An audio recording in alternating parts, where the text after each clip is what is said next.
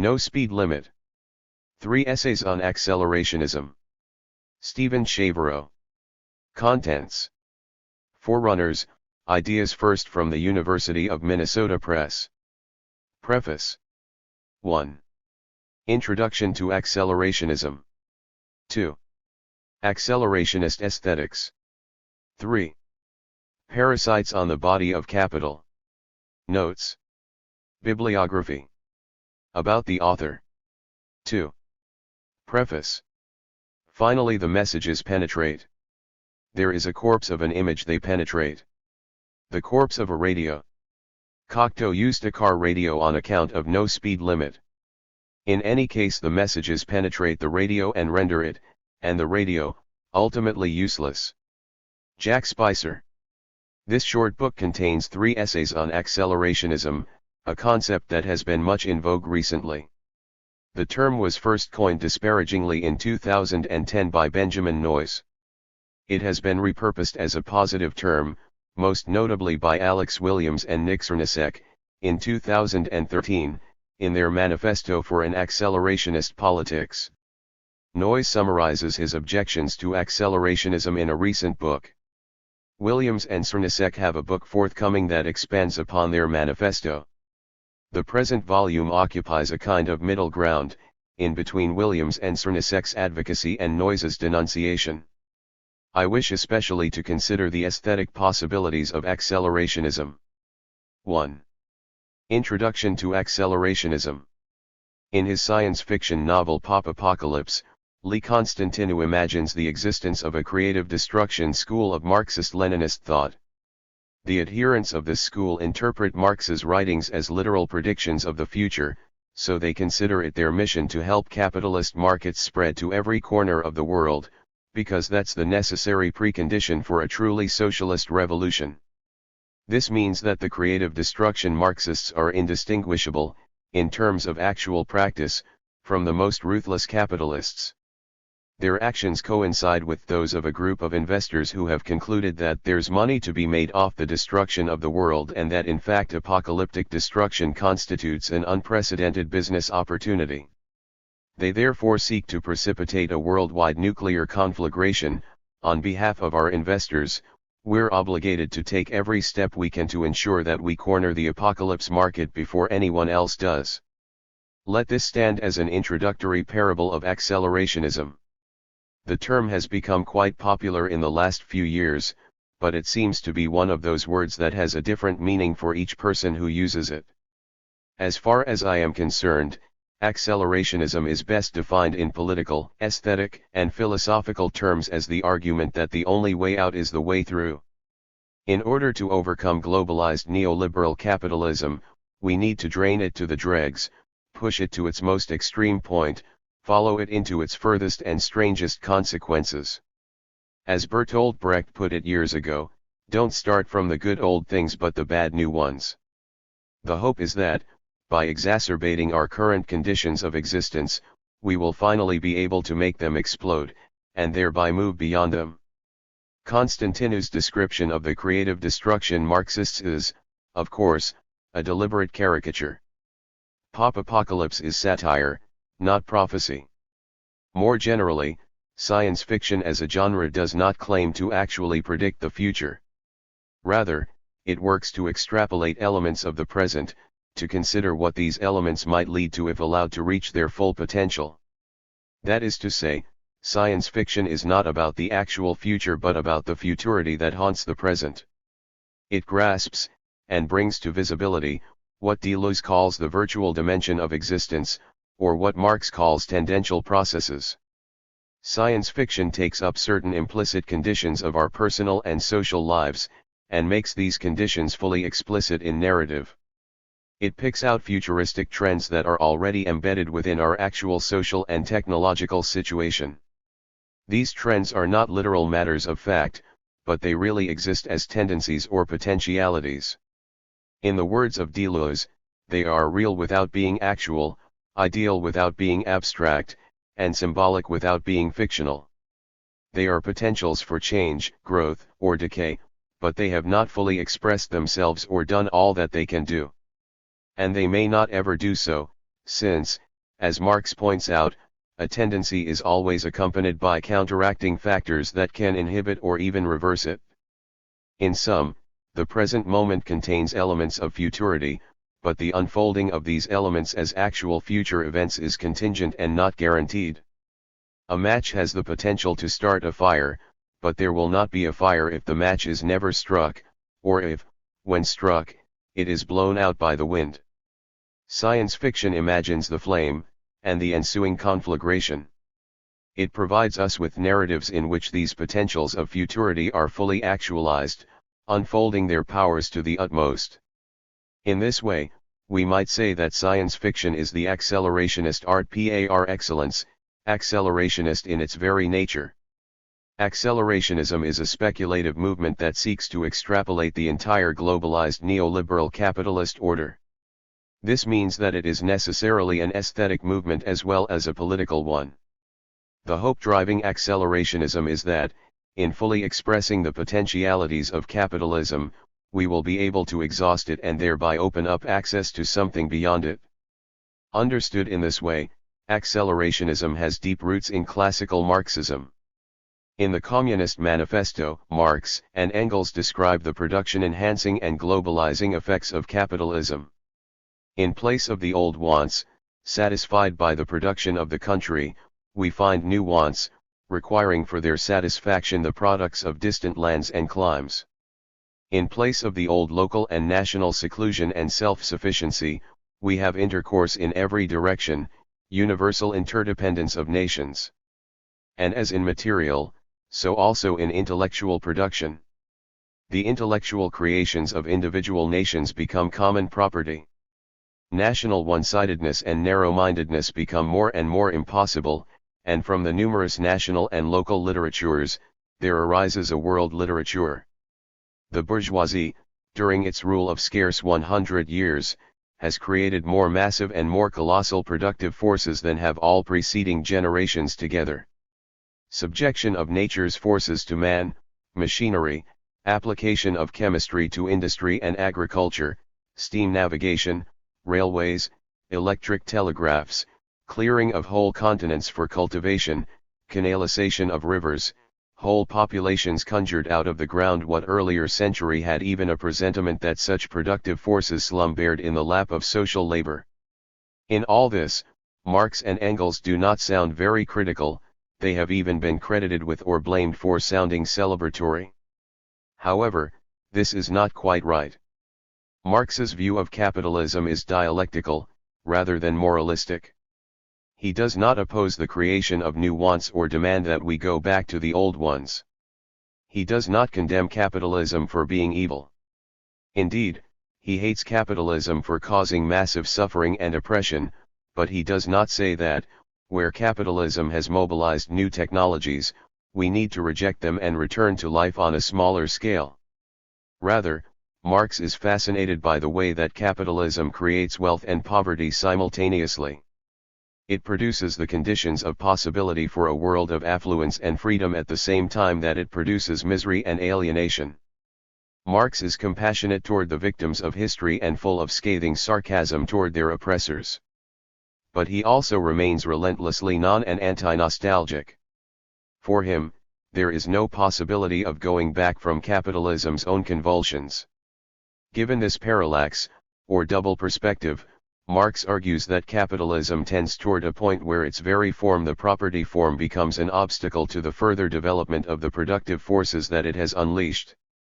At a certain stage of development, the material productive forces of society come into conflict with the existing relations of production, or this merely expresses the same thing in legal terms with the property relations within the framework of which they have operated hitherto. From forms of development of the productive forces, these relations turn into their fetters. Then begins an era of social revolution. Accelerationism finds its origin in this passage and others like it throughout Marx's writings. But of course, Marx's discussion is far from unambiguous. Indeed, it has been interpreted in multiple, contradictory ways. In the Hegelian language that Marx sometimes uses, capitalism negates the very being of the workers, by expropriating the fruits of their labor. But this leads to the situation in which capitalism can be overthrown by means of a negation of the negation. That is to say, capitalism ironically creates the very conditions for, and even necessitates, its own supersession. In the Marxist tradition, this sometimes leads to what has been disparagingly called economism. This is the idea that the progression from capitalism to communism is inevitable, or, in Constantinu's words, that Marx's formulations are literal predictions of the future. If this were the case, then all we would have to do is to wait for the dialectical contradictions of capitalism to unfold. Of course, this has never happened. If we wait for the dialectical contradictions to unfold on their own, we will find ourselves waiting forever. Despite his indebtedness to Hegel, Marx clearly does not believe that the real is rational or that the material development of society follows laws of necessity.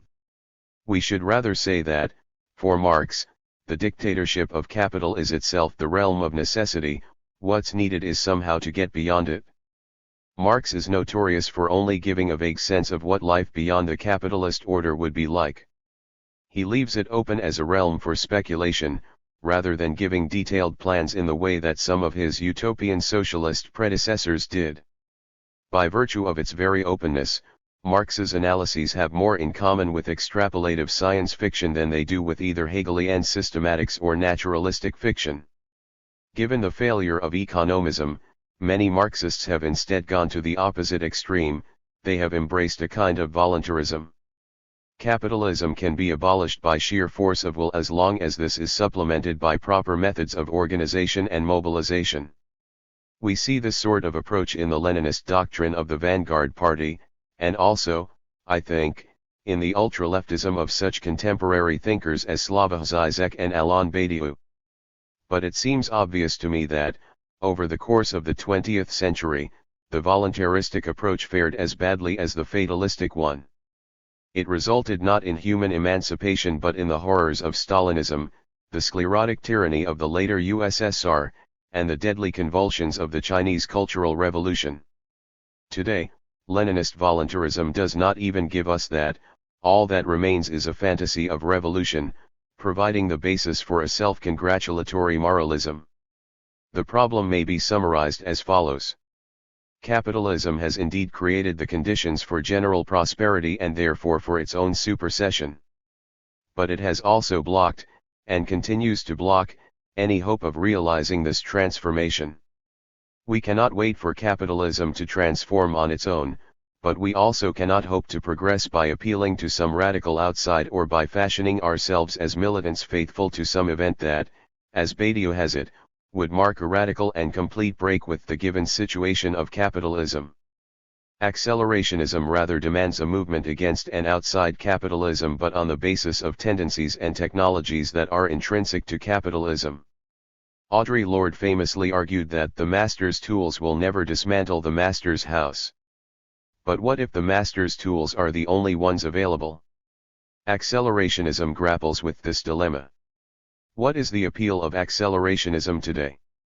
It can be understood as a response to the particular social and political situation in which we currently seem to be trapped, that of a long-term, slow-motion catastrophe. Global warming, and environmental pollution and degradation, threaten to undermine our whole mode of life. And this mode of life is itself increasingly stressful and precarious, due to the depredations of neoliberal capitalism. As Frederick Jameson puts it, the world today is characterized by heightened polarization, increasing unemployment, and the ever more desperate search for new investments and new markets. These are all general features of capitalism identified by Marx, but in neoliberal society we encounter them in a particularly pure and virulent form. I want to be as specific as possible in my use of the term neoliberalism in order to describe this situation. I define neoliberalism as a specific mode of capitalist production, Marx, and form of governmentality, Foucault, that is characterized by the following specific factors.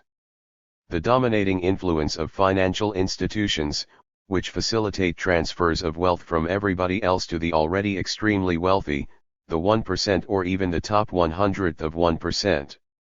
The privatization and commodification of what used to be common or public goods, resources like water and green space, as well as public services like education, communication, sewage and garbage disposal, and transportation. The extraction, by banks and other large corporations, of a surplus from all social activities, not only from production, as in the classical Marxist model of capitalism, but from circulation and consumption as well.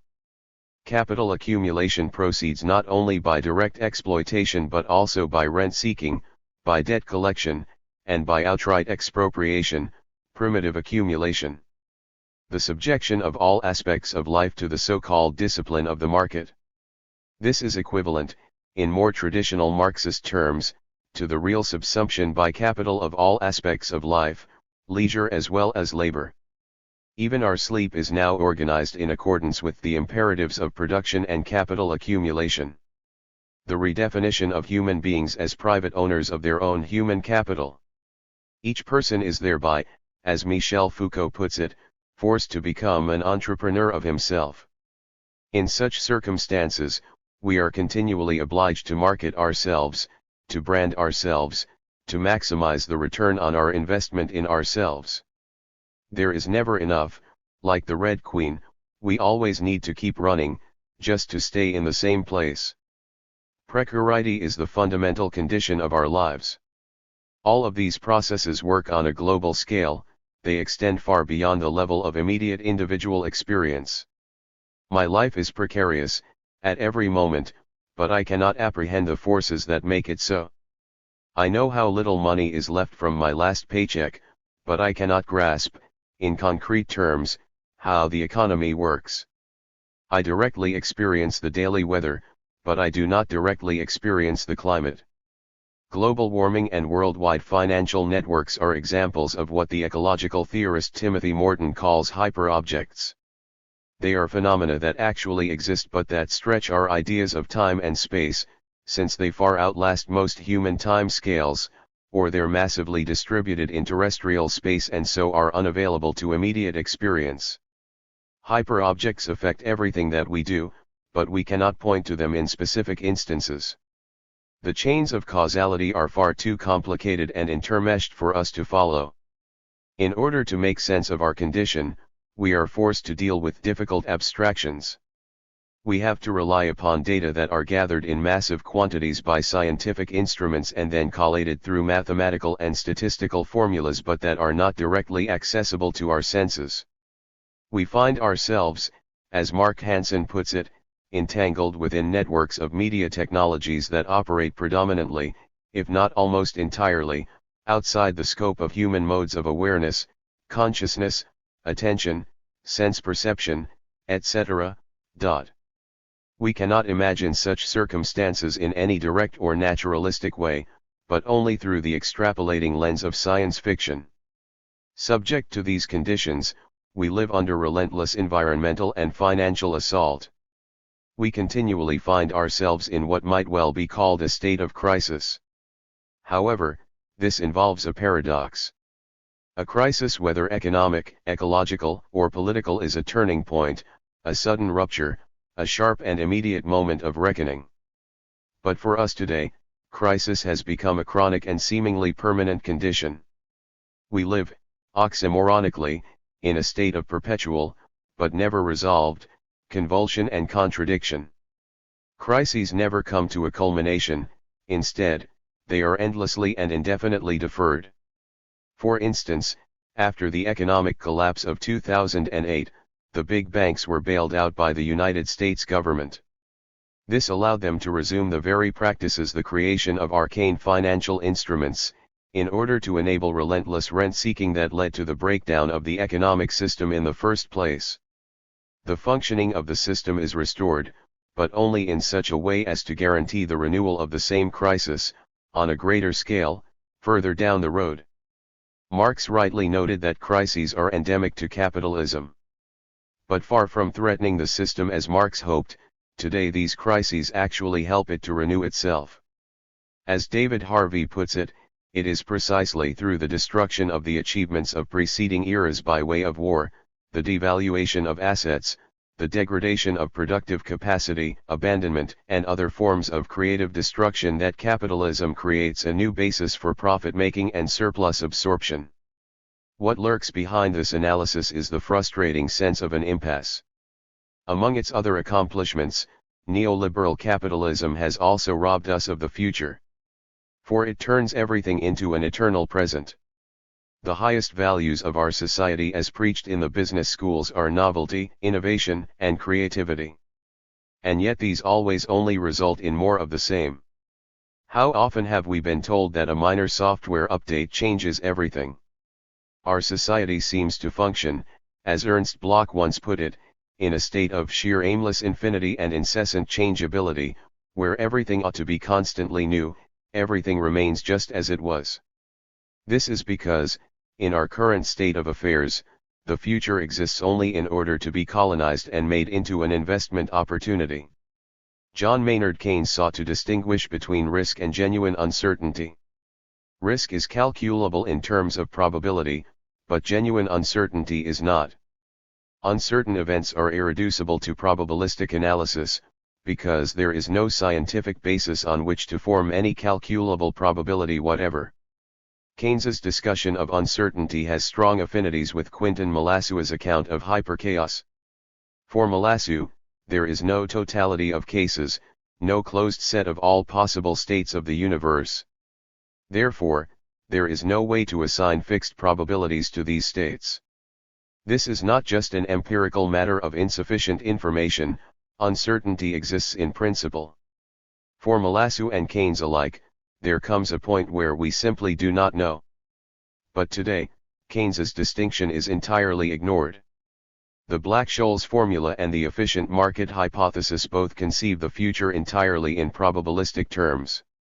In these theories, as in the actual financial trading that is guided by them, or at least rationalized by them, the genuine unknowability of the future is transformed into a matter of calculable, manageable risk. True novelty is excluded, because all possible outcomes have already been calculated and paid for in terms of the present. While this belief in the calculability of the future is delusional, it nonetheless determines the way that financial markets actually work.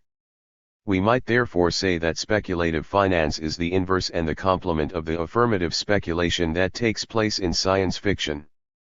Financial speculation seeks to capture, and shut down, the very same extreme potentialities that science fiction explores. Science fiction is the narration of open, unaccountable futures. Derivatives trading claims to have accounted for, and discounted, all these futures already.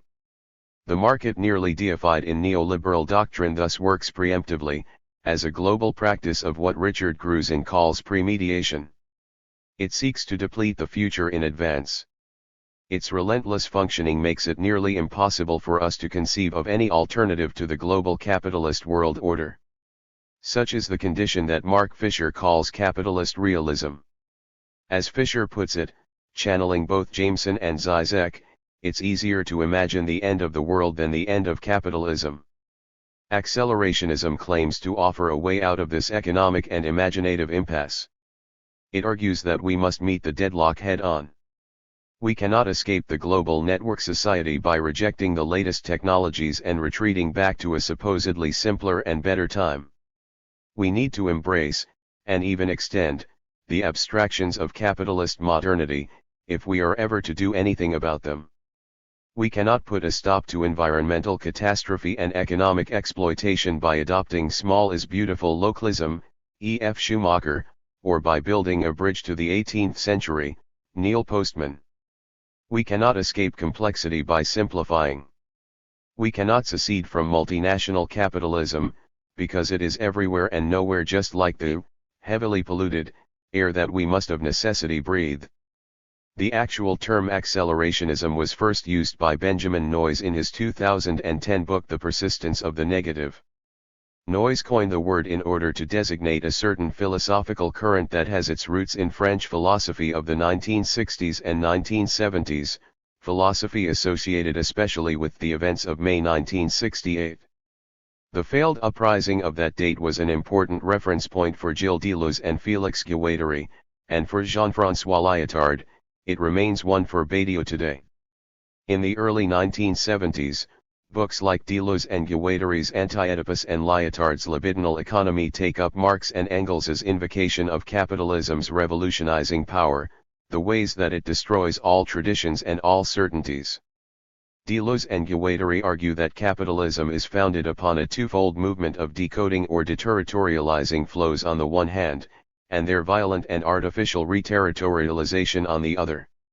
Lyotard, less ambiguously, rhapsodizes over how the factory workers enlisted by 19th-century capitalism supposedly enjoyed the decomposition of their personal identity, the identity that the peasant tradition had constructed for them, enjoyed the dissolution of their families and villages, and enjoyed the new monstrous anonymity of the suburbs and the pubs in the morning and evening. It is worth noting that Deleuze and Guattari's account of capitalism's revolutionizing power, if not Lyotard's, has been widely misunderstood. Their notorious, most extreme, and most quoted accelerationist passage urges us to go still further in the movement of the market, of decoding and deterritorialization. For perhaps the flows are not yet deterritorialized enough, not decoded enough, from the viewpoint of a theory and practice of a highly schizophrenic character. Not to withdraw from the process, but to go further, to accelerate the process, as Nietzsche put it. In this matter, the truth is that we haven't seen anything yet. This passage has in fact been taken out of context and interpreted much more broadly than Deleuze and Guattari ever intended.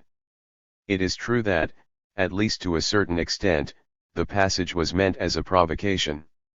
Writing in 1972, Deleuze and Guattari were criticizing Samir Emin, the Third World Marxist economist who urged countries in the developing world to withdraw from the world market. And only 3 years later, 1975, Amin's autarkic policies were in fact adopted by the Khmer Rouge, with calamitous consequences. I do not mean to blame Amin himself, or his theories, for the Khmer Rouge's crimes, as many right-wing commentators have done. But this history does provide a rationale for Deleuze and Guattari's position, as well as showing that they are not just urging a violent acceleration of the market for its own sake. Of course, it should also be noted that, in subsequent decades, from the 1980s onward, the wholehearted adoption of neoliberal policies by developing nations in the global south, often under pressure by the World Bank and the WTO, has also led to calamitous consequences, economic stagnation and widespread immiseration. In any case, the emphasis on capitalism's destructive, deterritorializing force is picked up in the 1990s by the British philosopher Nick Land. In a series of incendiary essays, Land celebrates absolute deterritorialization as liberation even, or above all, to the point of total disintegration and death. He simply ignores the reactive side of capitalism in Deleuze and Guattari's account, the side that blocks its own liberatory potentials by operating a violent and artificial reterritorialization. Instead, Land develops a kind of Stockholm syndrome with regard to capital. He sees its absolute, violently destructive speed as an alien force that should be welcomed and celebrated. What appears to humanity as the history of capitalism is an invasion from the future by an artificial intelligent space that must assemble itself entirely from its enemies' resources. Marxists denounce capitalism for being inhuman and destructive. Traditional defenders of capitalism deny these charges outright. Land, however, jams the circuits by rejecting both sides of the binary. He extols capitalism precisely for its inhuman, violent, and destructive power. Land's position has resonances with that of the early 20th century Austrian economist Joseph Schumpeter. Today, Schumpeter is famous for his theory of creative destruction cited by Constantinu because it is so central to neoliberal ideology. But in fact, the very idea of creative destruction comes entirely from Marx. Schumpeter is the only significant right-wing, pro-capitalist economist who actually took the trouble to read Marx carefully and seriously. And Schumpeter closely follows the Communist Manifesto when he highlights the way that capitalism incessantly revolutionizes the economic structure from within. Schumpeter, like a smarter version of Ayn Rand, celebrates the mythical figure of the heroic entrepreneur. Where Marx emphasizes capitalism's long-term tendency towards stagnation, Schumpeter hopes that the entrepreneur's vital innovations can rescue capitalism from its otherwise fatal anthropic tendencies. 50 years later, Land updates Schumpeter's myth in postmodern and post-human terms with his vision of a cyber-positively escalating technovirus, of the planetary technological singularity, a self-organizing insidious traumatism, virtually guiding the entire biological desiring complex towards post-carbon replicator usurpation. Here the entrepreneur is replaced by an entirely non-human entity, capital itself as a viral source of new vitality. Both Schumpeter and Land are writing a sort of accelerationist, anti-humanist science fiction. But their stories do not include the final Marxist twist of the negation, or the expropriation of the expropriators. Instead, Schumpeter's and Land's extrapolations work to theorize the sort of accelerationism that was actually put into practice by Ronald Reagan, Margaret Thatcher, and Deng Xiaoping, and that continues to be maintained by all their successors. The question remains as to whether accelerationism can be anything more than the virulent nihilism exemplified by Land in theory, and by Thatcher, Reagan, and Deng in practice. Does intensifying the contradictions of capitalism only lead to greater misery and oppression? Or can it also lead to some sort of rupture and affirmative mutation? Is there a way that, as Deleuze once put it, the techniques of social alienation can be reversed into revolutionary means of exploration? Can we truly start from the bad new things instead of the good old ones? Alex Williams and Nick Cernicek attempt precisely this in their manifesto for an accelerationist politics.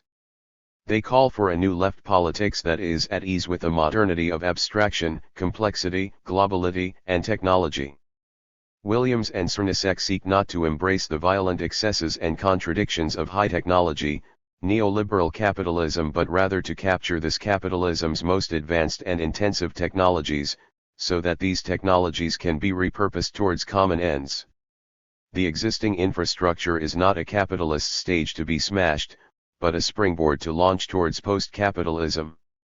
Such a project is exemplified, perhaps, in Frederick Jameson's scandalous analysis of the hidden utopian dimension of Walmart. The super-retailer's hyper-efficient global organization of product distribution, Jameson says, is something that a future communist society might well wish to make use of. Walmart continually revolutionizes its technologies. It makes use of the latest developments in computation and communications in order to boost productivity and thereby increase its profits. But under different economic conditions, such technologies could just as well be used, and indeed, something like them would have to be used in order to free people as much as possible from meaningless toil. Phenomena like Walmart must be understood dialectically, Jameson tells us, rather than moralistically denounced. Williams and Cernicek follow this line of thought, as they seek to unleash latent productive forces and to accelerate the process of technological evolution. They reject the idea that the new digital technologies are unavoidably expressive of neoliberal values, but they also reject the naive opposing view that technologies are therefore value-free and neutral. They claim, rather, that these technologies are not exhausted by the goals under which they have been initially developed, and for which they are currently used. Rather, given the enslavement of technoscience to capitalist objectives, we surely do not yet know what a modern techno-social body can do. Who amongst us fully recognizes what untapped potentials await in the technology which has already been developed? I think that this stance is justified, precisely because, as Marshall McLuhan suggests, new media, or, more generally, new technologies, always far exceed their original premises and uses. Stanley Cavell, in his discussion of film, similarly gives a new, postmodern, twist to the standard modernist claim that the goal of any art is to explore and express the fundamental properties of its medium. What Cavell adds to this traditional account is that the aesthetic possibilities of a medium are not givens. Only the art itself can discover its possibilities, and the discovery of a new possibility is the discovery of a new medium. There is no pre-existing possibility space for any medium or, more generally, for any technology. the development and deployment of a technology generates its own affordances and constraints, which themselves may differ under different economic and social conditions. Technological development will always have a speculative, and non-utilitarian, dimension. But for this very reason, I am also uneasy with the way that Williams and Czerniak advocate a Promethean politics of maximal mastery over society and its environment. It is precisely because of the autonomy of technical and material movements from the purposes for which they are initially deployed that these movements are not restricted to their capitalist uses. But this same autonomy puts limits on any hopes of maximal mastery. Because of what Keynes called radical uncertainty, there are limits to what concerted action can accomplish. We should not expect too much from Promethean foresight, or from the planning and economic modeling advocated by Williams and Czerniak. There has been some confusion on this issue, because Keynesian uncertainty is often wrongly equated with the right-wing doctrine of unintended consequences. For Hayek and other free market thinkers, any form of planning or intentional action will go astray, thanks to unforeseeable and unintended consequences of these actions. But Hayek claims that the catalysis, spontaneous order, of the market, a 20th century update of Adam Smith's Invisible Hand, is somehow miraculously free from such distortions. The market supposedly collates, and therefore knows, all the available information from all individual economic actors. Prices are signals that channel economic activity in an optimal manner. All new events are quickly reflected by changes in prices. But Hayek's market utopia does not take Keynesian uncertainty into account. Since we cannot quantify the future in probabilistic terms, it cannot be captured in terms of the information provided by the price system. Despite its supposedly self-correcting mechanisms, the market is as subject to unanticipated consequences and inefficient, disequilibrating outcomes as any planning mechanism would be. We should therefore reject the entire dichotomy between central planning, on the one hand, and market rationality on the other. Neither mechanism is guaranteed to produce desirable, or efficient, outcomes, neither is likely to reach any sort of equilibrium, both are subject to shocks and ruptures that cannot be contained within probabilistic calculations of risk.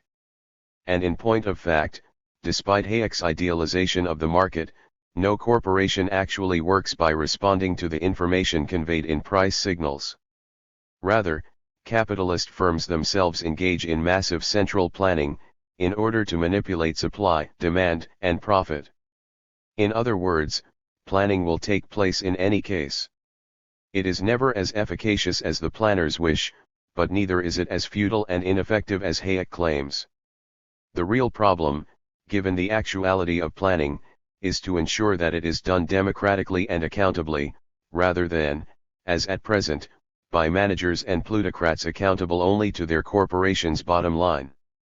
But even at best, such planning cannot be foolproof. Williams and Czerniak simply invert Hayek's dichotomy between planning and emergent order, when the dichotomy as such needs to be abandoned. Marx famously says that men make their own history, but they do not make it as they please. They do not make it under self-selected circumstances, but under circumstances existing already, given and transmitted from the past. This will remain the case under a post-capitalist economic system. Even as we pass over from the realm of necessity to the realm of freedom, the field of human endeavor will not be limitless. It will still be constrained by previous social, physical, and environmental conditions, by what Whitehead calls stubborn fact which cannot be evaded. Even if capitalist crisis does eventually open the doors to new and better social relations, as Marx hoped, instead of just allowing the system to perpetuate itself indefinitely, as seems to be the case today, the traces of the contradictions that precipitated the crisis will remain. Hegel was never more wrong than when he claimed that the wounds of the spirit heal, and leave no scars behind. In particular, the affordances offered by new technologies are not limited to their current, consciously intended uses under capitalism, but they are also not entirely flexible. For our tools incessantly modify us, even as we produce and extend them. We cannot simply manipulate them just as we please. This means that we need to engage in alliances with our tools, as Bruno Latour would say, rather than seeing them as flawless instruments or prosthetic extensions of our will. This brings us back to the ambivalence at the heart of accelerationism. Speculative extrapolation comes without guarantees. When we push potentialities to their fullest expression, or exacerbate contradictions to the point where they explode, we cannot be sure what the outcome will be. We face fundamental uncertainty, and not just calculable risk. Deleuze and Guattari, following Marx, insist that the real barrier of capitalist production is capital itself. This means that we live in a regime of real subsumption, where all potentials for change are immanently contained within the relational field of capital itself. Accelerationism may just as well result in the horrific intensification of actually existing capitalist relations, land, as in the radical displacement and transmutation of these relations, Williams and Czernicek. This is why accelerationism needs to be an aesthetic program first, before it can be a political one. Speculative fiction can explore the abyss of accelerationist ambivalence, without prematurely pretending to resolve it. Richard K. Morgan's near-future thriller Market Forces is an exemplary accelerationist fiction. It envisions a world in which the corporate practices of the present have pushed to their logical culmination.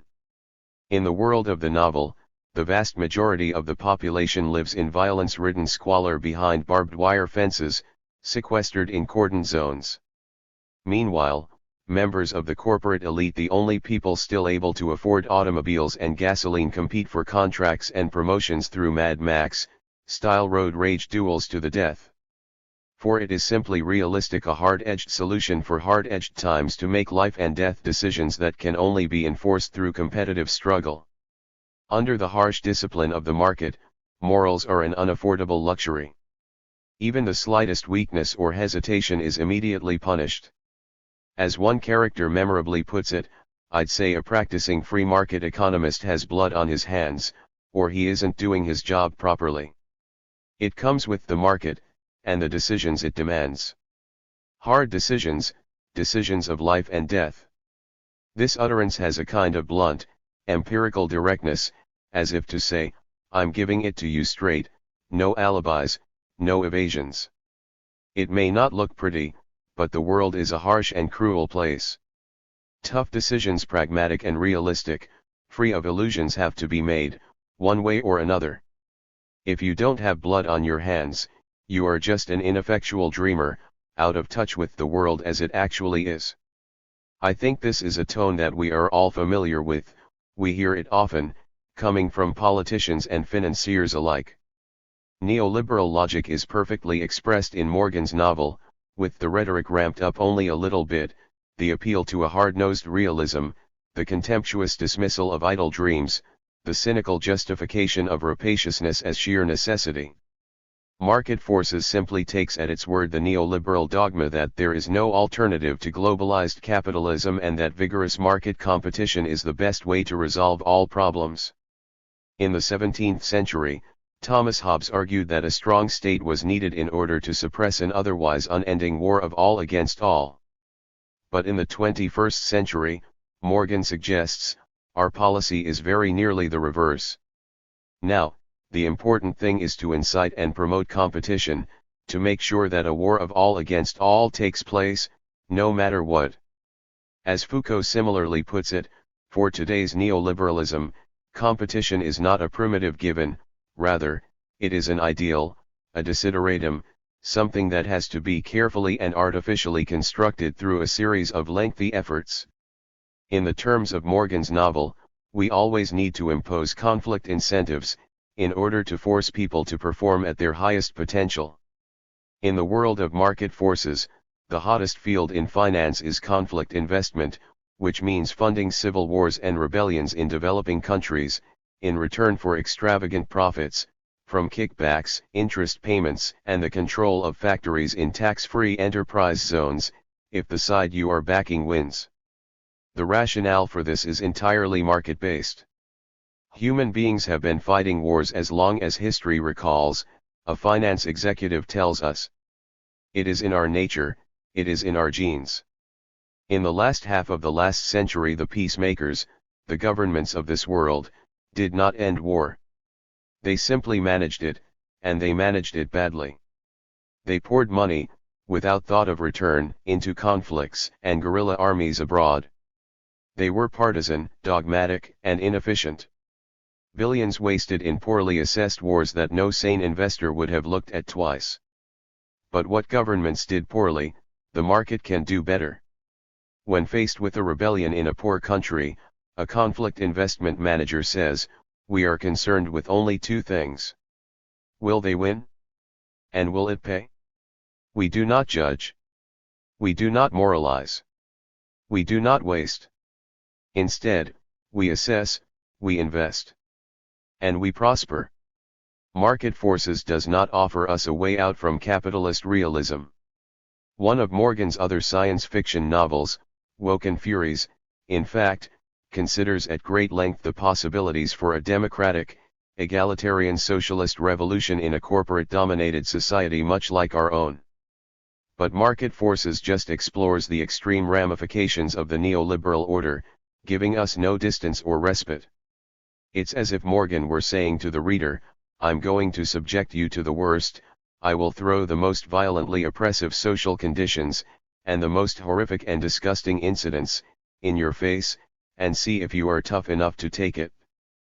Perhaps I should write man enough, instead of tough enough, since Morgan insists on the male supremacism that underlies the neoliberal order. This is accelerationism at its purest, without Williams and Cernussek's hopes for escape or redemption, but also without anything like Land's apologia in the guise of apocalyptic vision. The novel ends, rather like a Kurt Russell movie, with its protagonist, Chris Faulkner, as the last man standing, or, more precisely, driving after having killed off all his rivals. "I can do whatever the fuck I want," Chris says, "men like me, there's nothing you can do to stop us anymore." But Morgan deliberately empties out this action movie cliché, even as he repeats it. For all of Chris's macho accomplishment, he is little more than the power of capital accumulation personified. In a world devastated by that relentless accumulation, there is nothing that he can do except give himself up to the snarl of the engine, the spreading numbness of the drugs in his system, and the onrushing emptiness of the road ahead. 2. Accelerationist aesthetics. Tout se resume dans l'esthétique et l'économie politique. Everything comes down to aesthetics and political economy. Mallarmé's aphorism is my starting point for considering accelerationist aesthetics. I think that aesthetics exists in a special relationship to political economy, precisely because aesthetics is the one thing that cannot be reduced to political economy. Politics, ethics, epistemology, and even ontology are all subject to determination in the last instance by the forces and relations of production. On a human scale, this is Marx's central thesis, but it also holds true on a cosmic scale, where the determining forces and relations are those described by subatomic physics and thermodynamics. Aesthetics is the lone exception to this rule. It does not violate the laws of political and physical economy, but it oddly subsists alongside these economies and apart from them. There is something spectral, and curiously insubstantial, about aesthetics. Its action is not direct, but vicarious. In its own oblique and quasi-primordial way, aesthetics becomes first philosophy, as Graham Harman puts it. Aesthetics is never essential, but this is what allows it to be irreducible to the essential. Kant says two important things about what he calls aesthetic judgment. The first is that any such judgment is necessarily disinterested. This means that it doesn't relate to my own needs and desires. It is something that I enjoy entirely for its own sake, with no ulterior motives, and with no profit to myself. When I find something to be beautiful, I am indifferent to any uses that thing might have. I am even indifferent to whether the thing in question actually exists or not. This is why aesthetic sensation is the one realm of existence that is not reducible to political economy. Of course, this doesn't mean that I am actually liberated by art from worldly concerns. The constraints of political economy can, and do, get in the way of aesthetics. A starving person is blocked from full aesthetic enjoyment. It is only when I am well fed, only when the need arising from hunger is satisfied, that I enjoy delicacies of cuisine. And it is only as long as we find ourselves in safety that we can enjoy sublime spectacles of danger. Beauty in itself is inefficacious. But this also means that beauty is in and of itself utopian. For beauty presupposes a liberation from need, it offers us a way out from the artificial scarcity imposed by the capitalist mode of production. However, since we do in fact live under this mode of production, beauty is only a promise of happiness, as Stendhal said, rather than happiness itself. Aesthetics, for us, is unavoidably fleeting and spectral. When time is money and labor is 24/7, we don't have the luxury to be indifferent to anything's existence. To use a distinction made by Michael Moorcock and China Mieville, art under capitalism at best offers us escapism, rather than the actual prospect of escape. The second important thing that Kant says about aesthetic judgment is that it is not a cognitive judgment, for it is in itself interminable and unfit for cognition. This means that beauty cannot be subsumed under any concept. An aesthetic judgment is therefore singular and ungrounded. Aesthetic experience has nothing to do with information or facts. It cannot be generalized, or transformed into any sort of positive knowledge. How could it, when it doesn't serve any function or purpose beyond itself? And this, again, is why aesthetic sensation seems spectral to us, and even epiphenomenal. It cannot be extracted, appropriated, or put to work. Analytic philosophers of mind, frustrated by this impossibility, have spent decades trying to argue that aesthetic experience, or what they more often call inner sensation, or the experience of qualia, or consciousness tout court, doesn't really exist. As Wittgenstein famously phrased it, a will that can be turned though nothing else moves with it, is not part of the mechanism. Later thinkers have transformed Wittgenstein's puzzlement about inner experience into dogmatic denial that it can be anything other than an illusion. But the basic point still stands. Aesthetics marks the strange persistence of what, to quote Wittgenstein again, is not a something, but not a nothing either.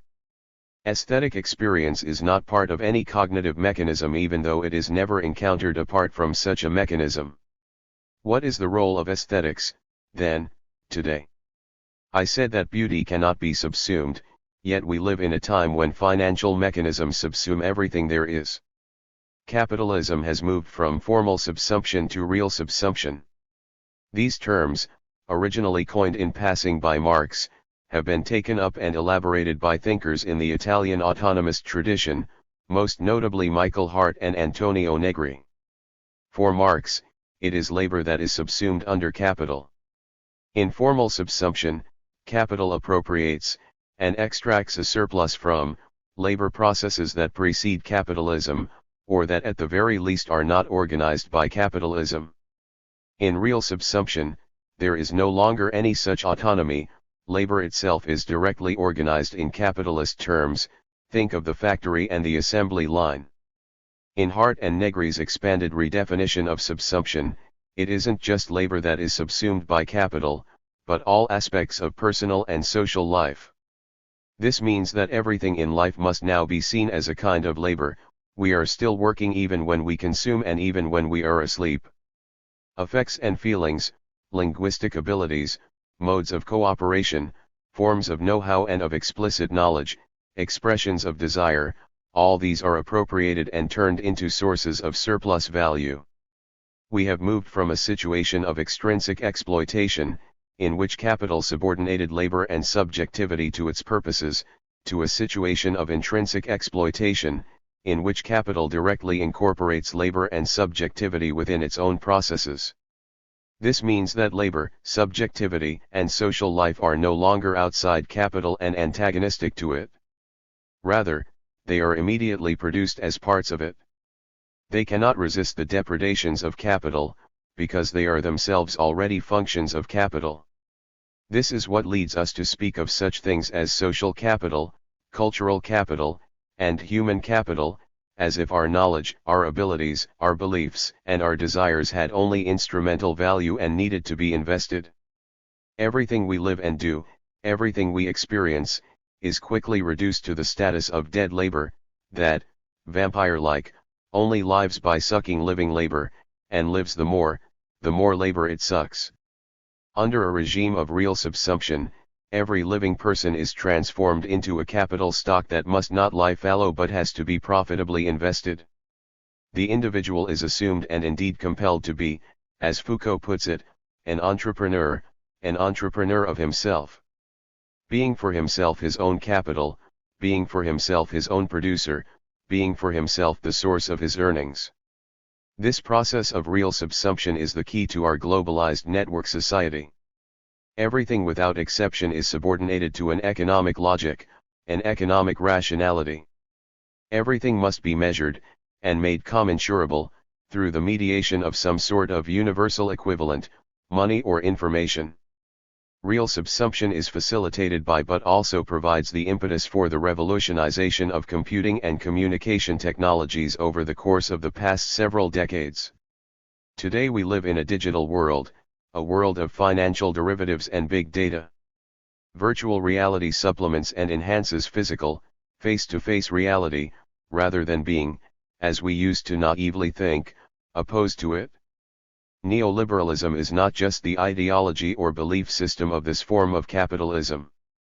It is also, more importantly, the concrete way in which the system works. It is an actual set of practices and institutions. It provides both a calculus for judging human actions and a mechanism for inciting and directing those actions. What does this mean for aesthetics?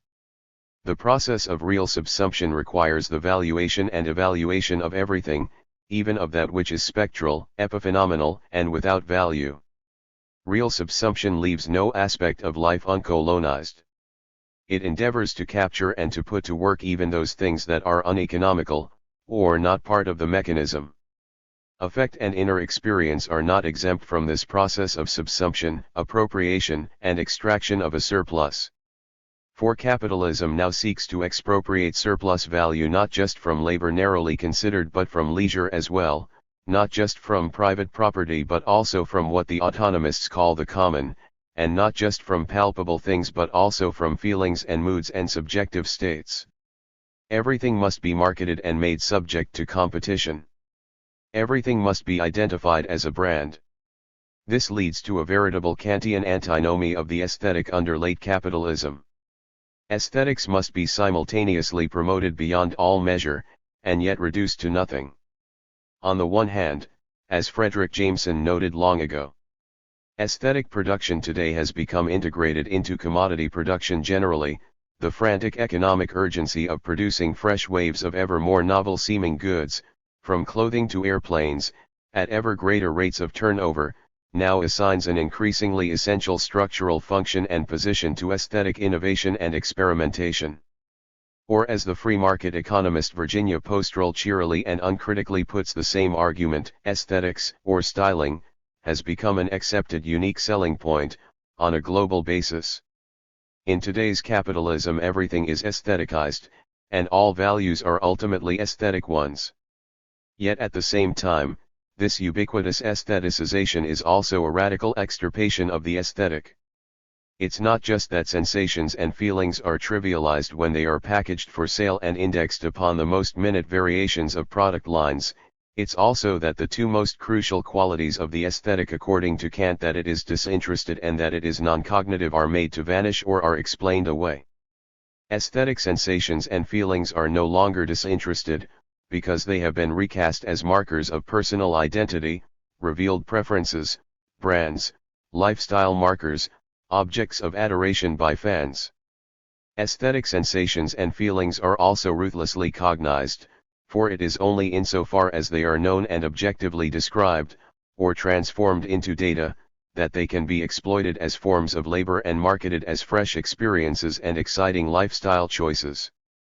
Ironically, then, it is precisely in a time when the effective labor is privileged over material production, and when marketing is increasingly concerned with impalpable commodities like moods, experiences, and atmospheres, that we enter into the regime of a fully cognitive capitalism, guided by the findings of cognitive psychology and cognitive philosophy of mind. It is under the conditions of real subsumption that accelerationism first becomes a possible aesthetic strategy. It is a fairly recent invention. In the 20th century, before the developments that I have recounted, the most vibrant art was all about transgression. Modernist artists sought to shatter taboos, to scandalize audiences, and to pass beyond the limits of bourgeois good taste.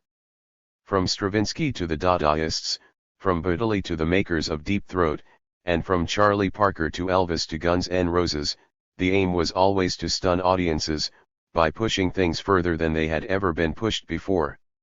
Offensiveness was a measure of success. Transgression was simply and axiomatically taken to be subversive. But this is no longer the case today. Neoliberalism has no problem with excess. Far from being subversive, transgression today is entirely normative. Nobody is really offended by Marilyn Manson or Quentin Tarantino. Every supposedly transgressive act or representation expands the field of capital investment. It opens up new territories to appropriate, and jump-starts new processes from which to extract surplus value. What else could happen, at a time when leisure and enjoyment have themselves become forms of labor? Business and marketing practices today are increasingly focused upon novelty and innovation.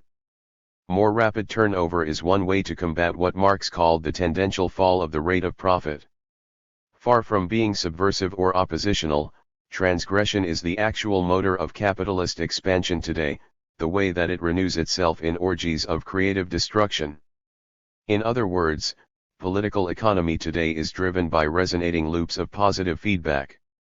Finance operates according to a transgressive cultural logic of manic innovation and ever-ramifying meta-levels of self-referential abstraction. This easily reaches the point where financial derivatives, for instance, float in a hyperspace of pure contingency, free of index-cycle relation, as Elie Ayeshe shows, to any underlying whatsoever. At the same time that it floats off into digital abstraction, however, neoliberalism also operates directly on our bodies. Data are extracted from everything that we feel and think do. These data are appropriated and consolidated, and then packaged and sold back to us. In such a climate, nothing is more prized than excess. The further out you go, the more there is to accumulate and capitalize upon. Everything is organized in terms of thresholds, intensities, and modulations. As Robin James puts it, for the neoliberal subject, the point of life is to push it to the limit, closing in ever more narrowly on the point of diminishing returns. The neoliberal subject has an insatiable appetite for more and more novel differences. The point is always to reach the edge of burnout, to pursue a line of intensification and yet to be able to pull back from this edge, treating it as an investment and recuperating the intensity as profit. As James says, privileged people get to lead the most intense lives, lives of maximized, individual and social, investment and maximized return. This is why transgression no longer works as a subversive aesthetic strategy. Or more precisely, transgression works all too well as a strategy for amassing both cultural capital and actual capital, and thereby it misses what I have been calling the spectrality and epiphenomenality of the aesthetic. Transgression is now fully incorporated into the logic of political economy. It testifies to the way that, as Hart and Negri say, under the regime of real subsumption, there is nothing, no naked life, no external standpoint. There is no longer an outside to power. Where transgressive modernist art sought to break free from social constraints, and thereby to attain some radical outside, accelerationist art remains entirely immanent, modulating its intensities in place. As James says, in neoliberal art life's intensity, like a sine wave, closes in on a limit without ever reaching it. The deadlock of accelerationism as a political strategy has much to do with the aesthetic failure of transgression. They are really two sides of the same process. The acceleration of capitalism itself in the decades since 1980 has become a classic example of how we must be careful what we wish for because we just might get it. As a result of the neoliberal reforms of the past 35 years or so, the full savagery of capitalism has been unleashed, no longer held back by the checks and balances of financial regulation and social welfare. At the same time, what Boltanski and Chiapello call the new spirit of capitalism successfully took up the subjective demands of the 1960s and 1970s and made them its own. Neoliberalism now offers us things like personal autonomy, sexual freedom, and individual self-realization, though of course, these often take on the sinister form of precarity, insecurity, and continual pressure to perform. Neoliberal capitalism today lures us with the prospect of living, in James's words, the most intense lives, lives of maximized, individual and social, investment and maximized return, while at the same time it privatizes, expropriates, and extracts a surplus from everything in sight. In other words, the problem with accelerationism as a political strategy has to do with the fact that, like it or not, we are all accelerationists now. It has become increasingly clear that crises and contradictions do not lead to the demise of capitalism.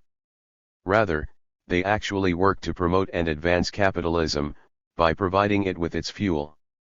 Crises do not endanger the capitalist order, rather, they are occasions for the dramas of creative destruction by means of which, phoenix-like, capitalism repeatedly renews itself. We are all caught within this loop. An accelerationism in philosophy or political economy offers us, at best, an exacerbated awareness of how we are trapped. By all accounts, the situation is far worse today than it was in the 1990s, let alone the 1970s. Indeed, we have moved with alarming rapidity from the neoliberal triumphalism of the 1990s to our current sense in the wake of the financial collapse of 2008 that neoliberalism is entirely defunct as an ideology. Unfortunately, the intellectual discredit into which it has fallen does not impede its functioning in the slightest. Its programs and processes remain in full force, if anything, they are being pushed further than ever at the present moment.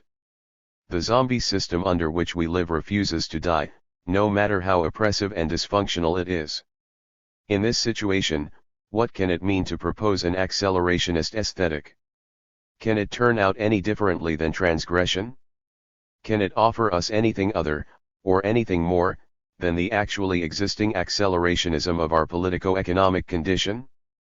The aesthetic case for accelerationism is perhaps best expressed by something that Deleuze wrote in an entirely different context. It often happens that Nietzsche comes face to face with something sickening, ignoble, disgusting. Well, Nietzsche thinks it's funny, and he would add fuel to the fire if he could. He says, "Keep going, it's still not disgusting enough." Or he says, "Excellent, how disgusting, what a marvel, what a masterpiece, a poisonous flower, finally the human species is getting interesting." I do not think that this is an accurate evocation of Nietzsche. For Nietzsche does not really have this sort of attitude toward what he sees as the decadent bourgeois culture of his own time. Rather, Nietzsche is most often overwhelmed with disgust at what he sees of the world around him. His epic struggle against his own disgust, and his heroic efforts to overcome it, are at the center of Thus Spoke Zarathustra. The shrill and stridently repetitious tone of Nietzsche's praise of cheerfulness and laughter indicates that these attitudes did not come easily to him. Nor does he tend to adopt them when confronted with the sickening, ignoble, disgusting spectacles of his own culture and society. Nonetheless, I think that the attitude described by Deleuze is a good fit for accelerationist art today. Intensifying the horrors of contemporary capitalism does not lead them to explode, but it does offer us a kind of satisfaction and relief, by telling us that we have finally hit bottom, finally realized the worst. This is what really animates recent accelerationist works such as, for instance, Mark Neveldine and Brian Taylor's exploitation movie Gamer. These works may be critical, but they also revel in the sleaze and exploitation that they so eagerly put on display. Thanks to their enlightened cynicism, they're finding all these sickening, ignoble, disgusting conditions funny. They do not offer us the false hope that piling on the worst that neoliberal capitalism has to offer will somehow help to lead us beyond it. These works may be excessive, but as Robin James observes, under the conditions of neoliberalism, excess doesn't negate or reject, but overdrives normal, everyday life and death reality. Peter Watts's short story Hotshot offers us a similar sort of bleak humor. The story's narrator and protagonist, Sunday Osmundan, is trying to decide whether to join an expedition to colonize another star system. She doesn't really want to commit herself to a flight lasting thousands of years, most of it spent in suspended animation. But she cannot really stay behind either, given the conditions back on Earth, the dust zones, the drowned coastlines, the weedy impoverished ecosystems choking to death on centuries of human effluent. In a throwaway line, Sunday mentions watching archival video of the Cook lynchings, which made us feel a little better but didn't really change anything. The reference is presumably to the billionaire brothers Charles G. Cook and David H. Cook, owners of the privately held Cook Industries. The company is heavily involved in petroleum production. The brothers themselves are best known for their massive political spending, much of it in opposition to environmental regulation and climate change legislation. They have also led initiatives against public transportation and against the use of solar power as an alternative energy source. The Cook brothers could be considered accelerationists of a sort. It almost seems as if, under the cloak of climate denialism, they were deliberately trying to increase CO2 emissions and to raise the average global temperature as high as possible. Watts places the Cook lynchings in a future anterior. That is to say, in the present time of his story, which is narrated in the present tense. The killings have already happened. The Cook brothers, we are told, were punished for their role in making human life on Earth unsustainable. The word lynching has ugly connotations. Even at best, it suggests spontaneous action, without taking the trouble to observe legal norms. The presence of archival video suggests that the killings were not done quietly and privately, but were broadcast to a worldwide audience. Presumably the killings provided relief for billions of people. They made us feel a little better, because they satisfied a basic desire, to punish those responsible for wantonly destroying our future. As Watts has written elsewhere, ethics and morality are not human traits, they're mammalian ones. Any number of social species have what you might call a justice instinct, a drive to punish cheaters and freeloaders. But I think that this justice instinct is more an aesthetic urge than an ethical one. Lynching the Cook brothers would be satisfying in itself, regardless of any purpose that it might serve. And indeed, Sonny tells us that the killings didn't really change anything. By the time the perpetrators are put to death, the damage has already been done. Global warming is a long-term process. Even if we reduced carbon emissions to zero, starting today, the planet would continue to heat up for several more decades. In the end, the Cook lynchings in Watts's story are too little, too late. At best, they provide a gloss on a situation that is already irreparable. Such is the dilemma of aesthetic accelerationism. Paolo Bacigalupi's short story The People of Sand and Slag also provides a post hoc vision of ecological catastrophe. The narrator, and the other two members of his crew, are post-humans, genetically engineered and augmented in radical ways. They have transcended the animal kingdom. But if their bodies and minds make them into Promethean beings, this is only ironically. For their alterations from the human baseline testify, not so much to maximal mastery as to the harsh demands of a radically changed, unforgiving environment. These post-humans are soldiers, guarding an automated mining operation in Montana. The three of them share a close esprit de corps, otherwise, they seem devoid of empathy or compassion. As befits their job, they are extremely strong and fast. When they are hurt, their wounds heal quickly and easily. Sometimes, during sex play or just for fun, they embed razors and knives in their skin, or even chop off their own limbs. Everything heals, or grows back, in less than a day. For food, they consume sand, petroleum, mining leftovers, and other industrial waste.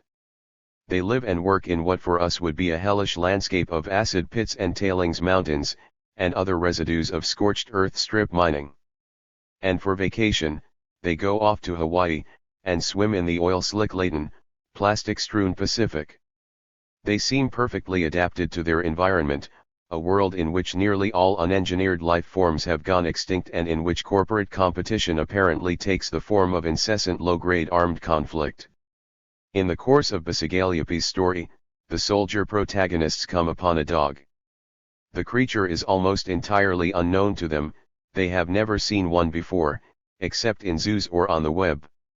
Nobody can explain where the dog came from or how it survived in a place that was toxic to it and that had none of its usual food sources. The soldiers keep the dog for a while, as a curiosity. They do not understand how it could ever have survived, even in an unpolluted and biologically engineered world. They take for granted that it is not sentient, and they are surprised when it shows affection for them and when they discover that it can be taught to obey simple commands. The soldiers are perturbed by just how vulnerable the dog is. In this post-Anthropocene climate, it needs special food and water, and incessant care.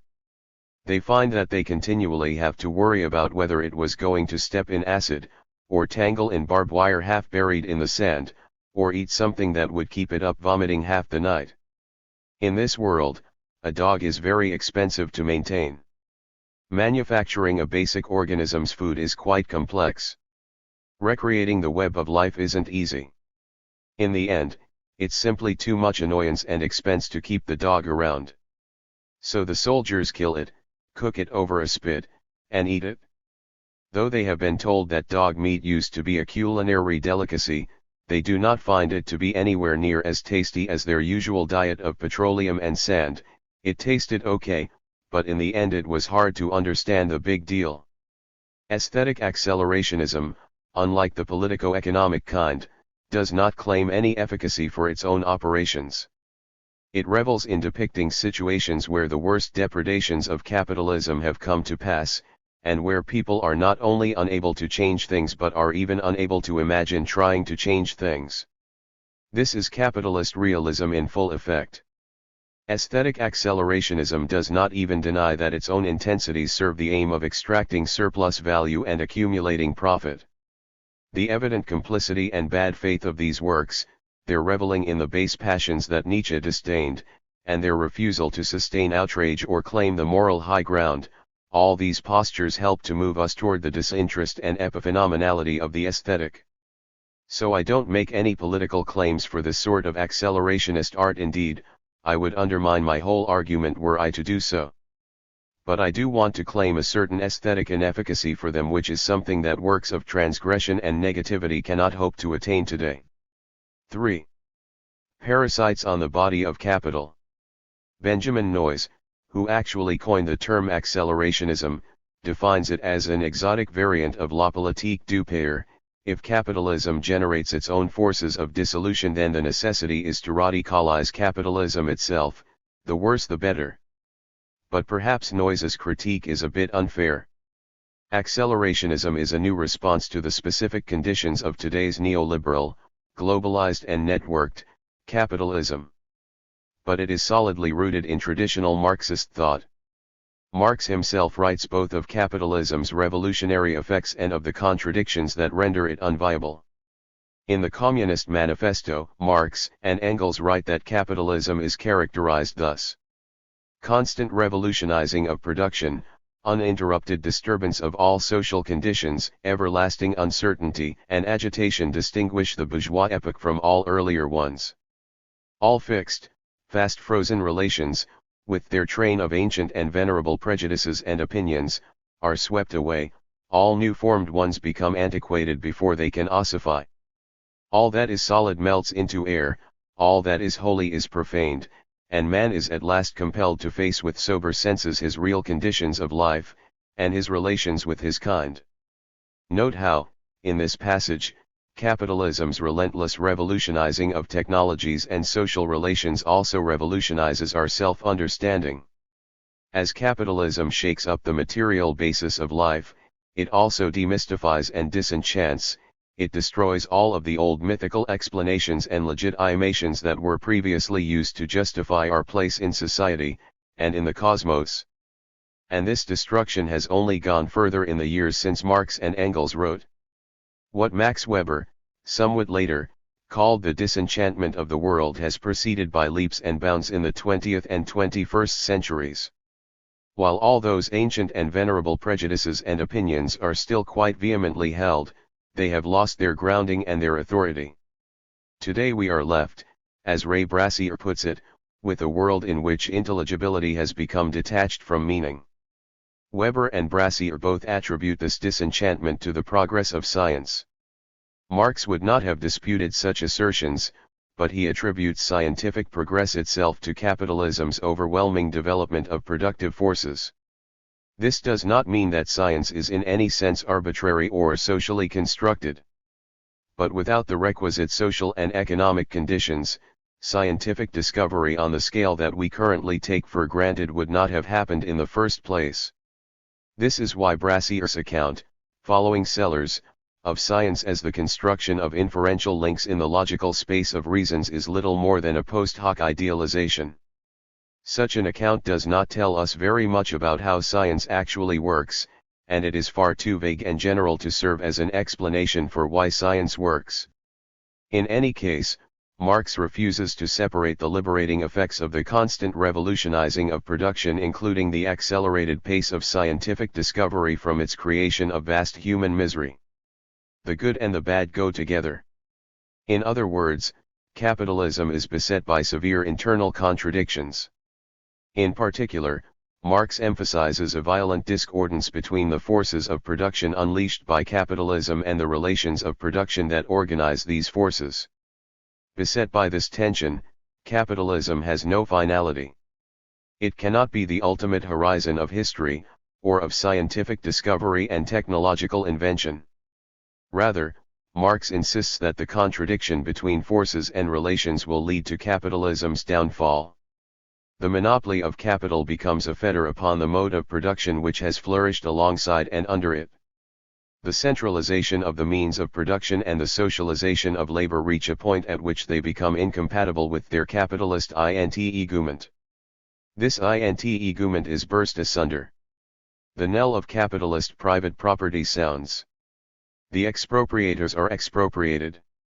At the risk of belaboring the obvious, I will point out that Marx's diagnosis of the maladies of capitalism has been amply confirmed by subsequent events. Obviously, though, his vision of a movement beyond capitalism has not come to pass. In today's neoliberal, globalized network society, the monopoly of capital has indeed become a fetter upon the mode of production. We can see this in all sorts of ways. So-called austerity programs transfer ever more wealth to the already rich, at the price of undermining living standards for the population as a whole.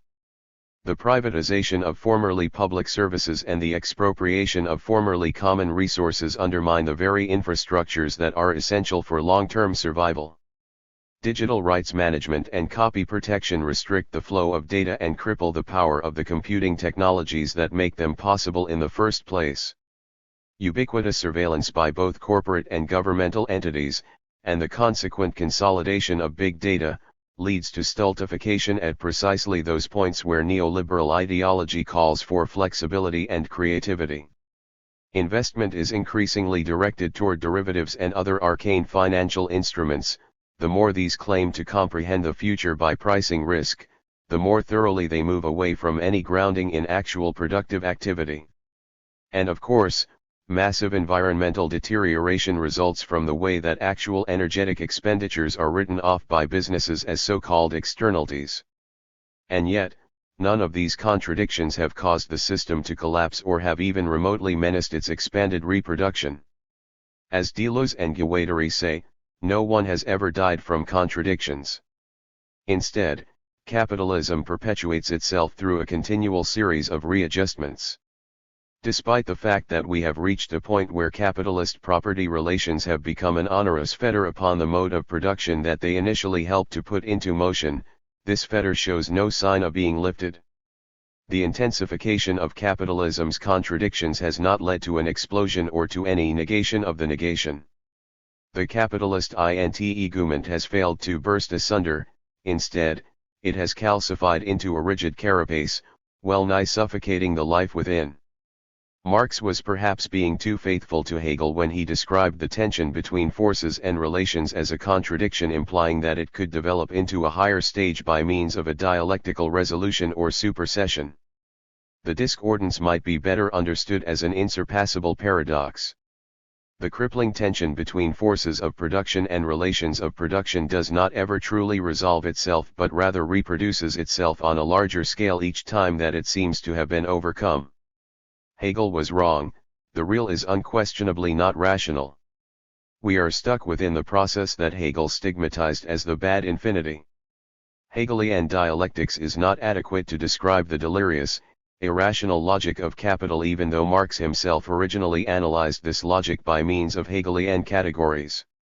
For our experiences of the past century have taught us that the worse its own internal contradictions get, the more thoroughly capitalism is empowered. Marx famously writes that capital is dead labor which, vampire-like, only lives by sucking living labor, and lives the more labor it sucks. But in fact, capital is even more monstrous than this. For it is actively auto-cannibalistic. It feeds not only on living labor but also upon itself. In times of crisis, Marx tells us, we witness the violent destruction of capital, not by relations external to it, but rather as a condition of its self-preservation. When profit rates decline, then vast conflagrations of value, whether in wars or in economic crises, are necessary in order to allow the accumulation of capital to resume anew. Rather than being undone by its own internal contradictions, capitalism both needs and uses these contradictions. It continually regenerates itself by means of them, and indeed it could not survive without them. It follows that we cannot hope to negate capitalism, because capitalism itself already mobilizes a far greater negativity than anything we could possibly mount against it. This in turn leads us to the paradox that capitalism creates abundance, but at the same time it always needs to transform this abundance into an imposed scarcity.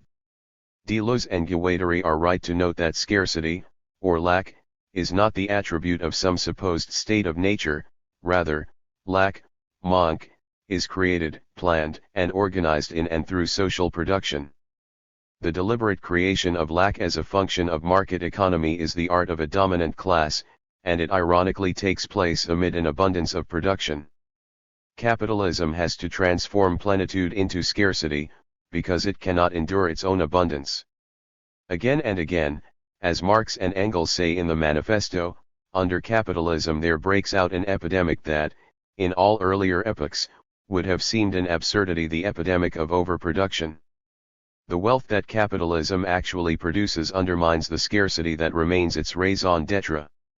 For once scarcity has been overcome, there is nothing left to drive competition. The imperative to expand and intensify production simply becomes absurd.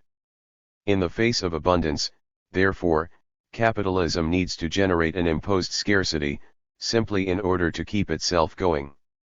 Accelerationism is perhaps best understood as a response to this strange dilemma. It starts from the observation that actually existing capitalism has in fact brought us to the point where perhaps for the first time in human history universal affluence is at least conceivable. We live in an age of astonishing scientific discoveries and technological inventions. Computers process information as never before. We are starting to manipulate life itself on the genetic level. We will soon be able to utilize energy from the sun, freeing us from dependence upon the environmentally destructive, and physically limited, stock of fossil fuels.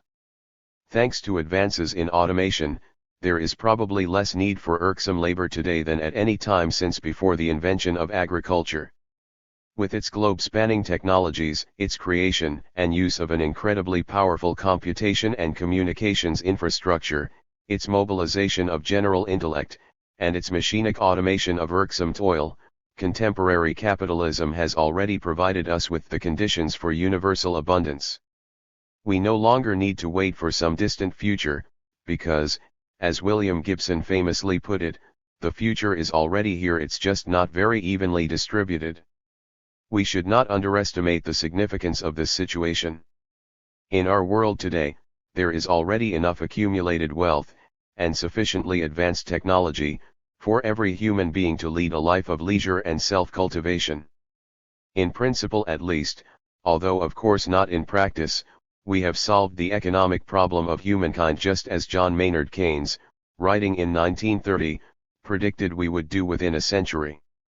Keynes rightly foresees such 21st century phenomena as technological unemployment. But he sees these phenomena as opportunities rather than problems. This means that the economic problem is not, if we look into the future, the permanent problem of the human race. Instead, Keynes says, for the first time since his creation, man will be faced with his permanent problem: how to use his freedom from pressing economic cares, how to occupy the leisure which science and compound interest will have won for him, to live wisely and agreeably and well. Keynes's vision of the economic possibilities for our grandchildren can be contrasted with Joseph Schumpeter's assertion, made at roughly the same time, that, in order to identify himself with the capitalist system, the unemployed of today would have completely to forget his personal fate and instead comfort himself with hopes for his great-grandchildren. Schumpeter, unlike his 21st century acolytes, takes the destruction part of creative destruction seriously. You don't find him celebrating disruption in the self-congratulatory manner of today's management gurus. For Schumpeter, the continual revolutionizing of the means of production also means a continual deferral of our enjoyment of the fruits of that production. But where Schumpeter can only conceive of an endless recession of the moment of prosperity, Keynes regards this prosperity as an actually attainable state. Keynes's vision of the future can also be contrasted with that of his contemporary and antagonist, the neoliberal philosopher Friedrich Hayek. Keynes's biographer, Robert Skidelsky, compares the two at great length. He notes that both thinkers are concerned with how liberalism could most successfully be defended in face of the shocks of the first half of the 20th century. Keynes and Hayek both seek, in other words, to rescue capitalism, but where Hayek was a fervent, consistent believer in the virtues of capitalism, Keynes's belief was certainly not fervent, and perhaps only intermittent. Keynes sees capital accumulation as only a means, compound interest is a tool to lead us to lives of leisure. For Hayek, in contrast, the end state cannot be distinguished from the processes which generate it. The economic problem must remain humankind's permanent one. In Hayek's vision, there is no life beyond capitalism, no knowledge of the good life beyond the discovery process of the market. And this remains a core principle of neoliberalism today. Hayek offers us, at best, the accelerationism of Reagan, Thatcher, and Deng. Keynes, in contrast, offers us the glimpse of a beyond to capitalism, even if he wrongly thinks that capitalism itself can get us there. Indeed, what the Bloomsbury aesthete Keynes foresees as the peaceful outcome of capitalism differs little from the utopian socialism imagined by such 19th century visionaries as Charles Fourier and Oscar Wilde, among others. Fourier and Wilde both regard the freedom from pressing economic cares, general affluence, and elimination of the constraints of private property as a necessary condition for human flourishing. Without the restrictions of poverty and ownership, we will be able to truly cultivate our passions, Fourier, and to pursue individualism to its fullest extent, Wilde. In Wilde's description of the soul of man under socialism, while humanity will be amusing itself, or enjoying cultivated leisure which, and not labor, is the aim of man, or making beautiful things, or reading beautiful things, or simply contemplating the world with admiration and delight, machinery will be doing all the necessary and unpleasant work. Marx and Engels themselves, and later Marxist thinkers, tend to oppose their own scientific socialism to the utopian socialism of Fourier and others. Fourier draws up glorious plans for the future state of society that he called harmony, but he never explains how we can possibly get there. Marx rather spends his time analyzing the contradictions of capitalism. He is notoriously skimpy on discussion of what communist society might actually be like. Nonetheless, on the rare occasions that Marx does consider the actual shape of a future communism, his vision is not all that distant from those of Fourier and Wilde, or for that matter, from Keynes's vision of affluence. In their early writings, Marx and Engels describe a society that makes it possible for me to do one thing today and another tomorrow, to hunt in the morning, fish in the afternoon, rear cattle in the evening, criticize after dinner, just as I have a mind, without ever becoming hunter, fisherman, shepherd, or critic. The Soviet cult of Stakhanovism, and other such dubious glorifications of labor in 20th century Marxism, have obscured the extent to which Marx's aim was not a new distribution of labor to other persons but rather a transformation of society that does away with labor altogether. I am entirely serious, therefore, in suggesting that something like Wilde's aestheticism is a relevant model for post-capitalism. As Terry Eagleton puts it, the true harbinger of communism is not the proletarian but the patrician, as Oscar Wilde, a man who believed devoutly in communism in between dinner parties, was ironically aware. What better image of the indolent future than the dandy and aristocrat? Wilde thus had a wonderful political rationalization for his extravagantly privileged existence: just lie around all day in loose crimson garments reading Plato and sipping brandy and be your own communist society. This is why Wilde is both a convinced socialist and an unabashed aesthete, since he finds in the work of art the paradigm of the profoundly creative uselessness of communism. Of course, we must add to this that Wilde actually still had to live in Victorian England, rather than in a communist utopia. This is why, despite his extravagantly privileged existence, he was made to suffer in the end. In fact, Wilde's dandyism and self-fashioning is part of a longer history. Throughout the 19th and 20th centuries, gay men in the West and other minorities as well, to some extent turned to an extravagant form of aesthetic self-cultivation, in response to the discrimination and persecution that they faced. This is not necessarily to say that such self-cultivation has ever been politically potent, or even that it can rightly be called a form of resistance. It more often works as a secret act of secession from the dominant society than as a form of critique or protest within it. But at the very least, aesthetic self-cultivation proposes an alternative to otherwise universal standards. The tradition of gay male self-cultivation stretches, at the very least, from 19th century aestheticism, through mid-20th century camp, to glam rock of the 1970s, and even to Michel Foucault's late works, concerned as they are with the care and fashioning of the self. Aesthetic self-cultivation, no less than universal affluence, is an evident absurdity in today's neoliberal world where only the strong survive. Self-cultivation requires a climate of leisure and indolence that is incompatible, as Jonathan Crary puts it, with the demands of a 24/7 universe. Self-cultivation is a kind of reflexive turning inward. As such, it is the opposite of self-branding, where I stylize myself in order to market myself, to be an entrepreneur of myself, and to increase the value of my human capital. Self-cultivation is unthinkable under our current condition of austerity, where everything must be made subject to market competition and judged exclusively in terms of the financial profit that it is able to yield under stringent constraints. From an outside perspective, it is quite bizarre that we take the discipline of the market so much for granted, while we laugh at the supposed naivete of Fourier's intricate calculus of passions and pleasures. Self-cultivation also contradicts our modern, and postmodern, assumptions about the infinitude of desire. For the last century or more, we have tended to prefer an aesthetic of the sublime to one of the beautiful, or, in Roland Barthes's terms, we have tended to prefer the radical convulsions of orgasmic bliss, jouissance, to the easier satisfactions of mere pleasure, plaisir. The latter terms in both of these binaries seem complacent and quaint. They are too conservative, and too limited, to match our voracious consumerism, our aggressive boosterism, and our impulses toward rebellion and absolute negation. Today, we take it as axiomatic that as William Blake wrote, less than all cannot satisfy man, and we see only disparagement in Blake's observation that those who restrain desire do so because theirs is weak enough to be restrained. But these are precisely the assumptions that condemn us to suffer from imposed scarcity even in the midst of plenty. Too much, as they say, is never enough. The corollary to less than all cannot satisfy man is that if any could desire what he is incapable of possessing, despair must be his eternal lot. In contrast to this vision of infinite desire, aesthetic self-cultivation always has limited aims. It makes do with the finite and the transitory.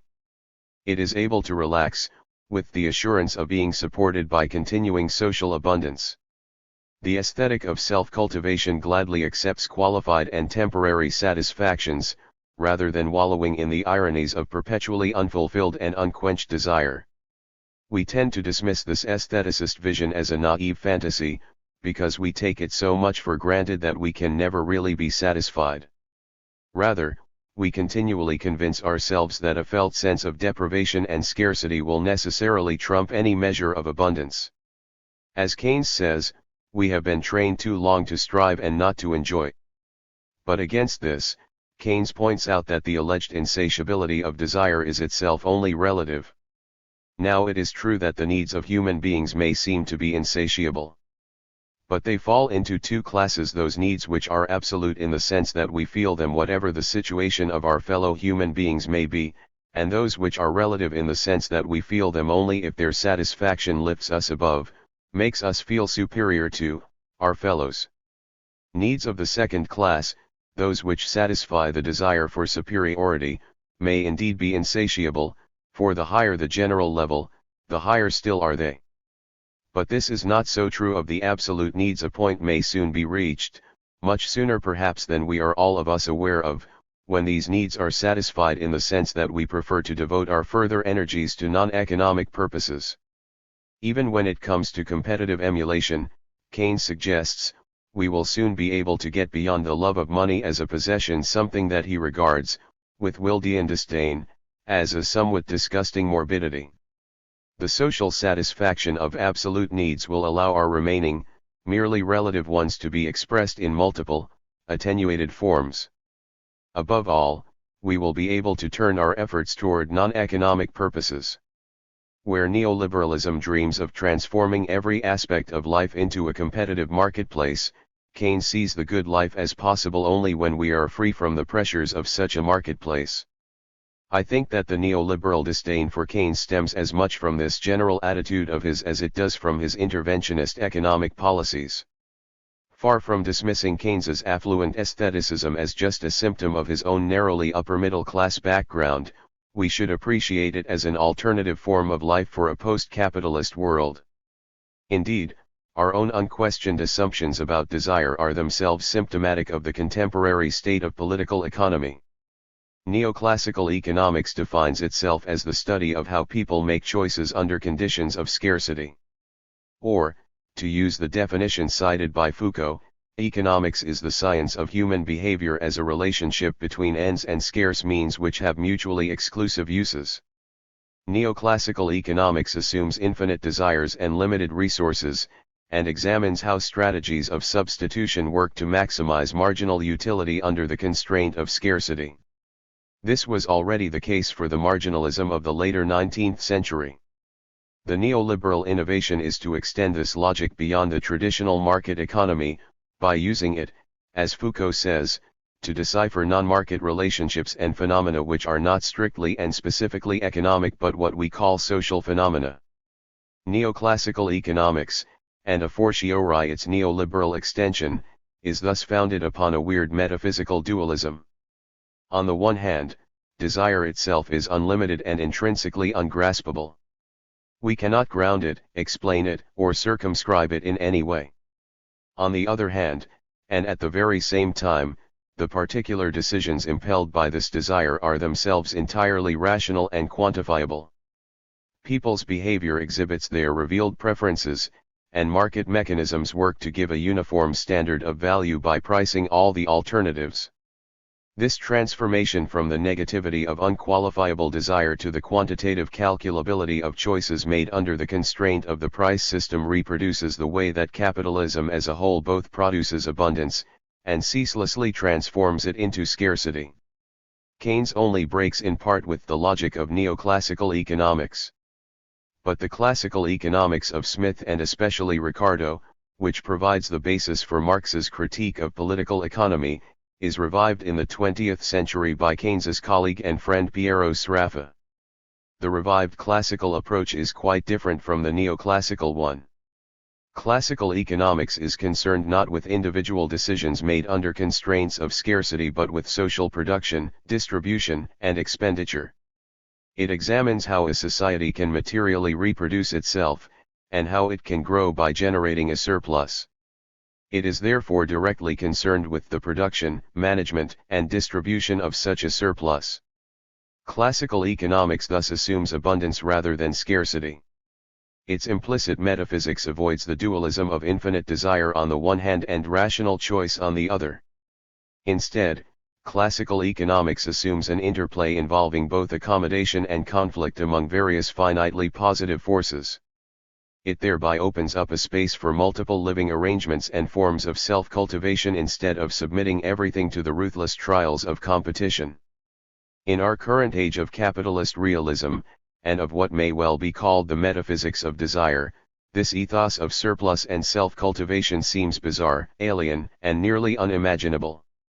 Yet it makes sense as a response to the abundance that capitalism actually produces, though without allowing us to partake of it.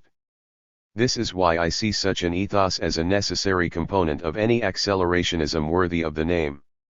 Aesthetic reflection and self-cultivation is every bit as crucial to a post-capitalist future as is the political project of collective self-mastery, and economic planning and modeling, urged upon us by Williams and Czerniak in their manifesto.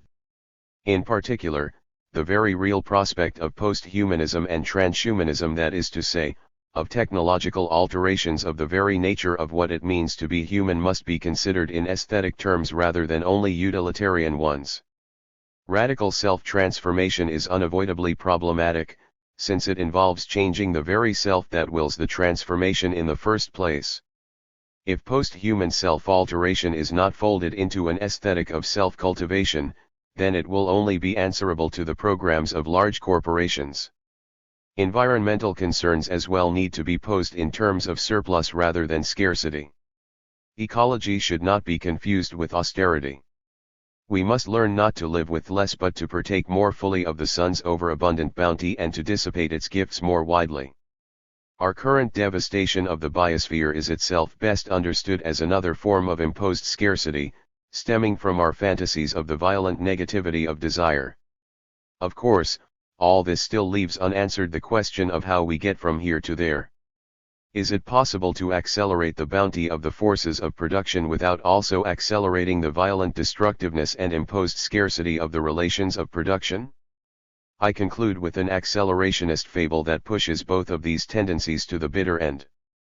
Paul de Filippo's science fiction short story Phylogenesis confronts the full monstrosity of capital and especially of the ecological catastrophe that is one of its chief consequences. But it is also a story about living on in the face of this monstrosity, and finding a bounty even in straitened circumstances.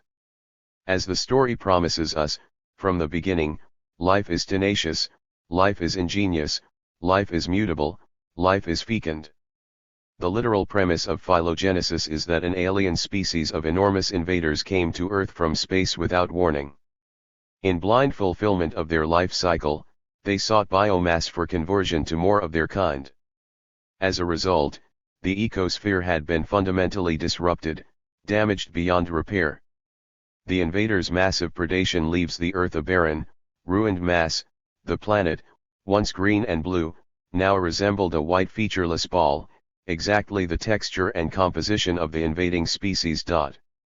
Human beings are reluctant to accept the hard truth that they cannot repel the invasion. Only in the final days of the plague, when the remnants of mankind huddled in a few last redoubts, did anyone admit that extermination of the invaders and reclamation of the planet was impossible. The human agenda is reset at the last possible moment. With victory unattainable, sheer survival becomes the only remaining goal. In this situation of general destruction, there is no longer any environment capable of sustaining humanity. It is necessary, instead, to adapt a new man to the alien conditions. And so the chromosarters begin to work, genetically refashioning Homo sapiens into a new species. We are reborn as viral parasites, living within the very bodies of the spacefaring invaders. On the outside, the host presents a smooth surface.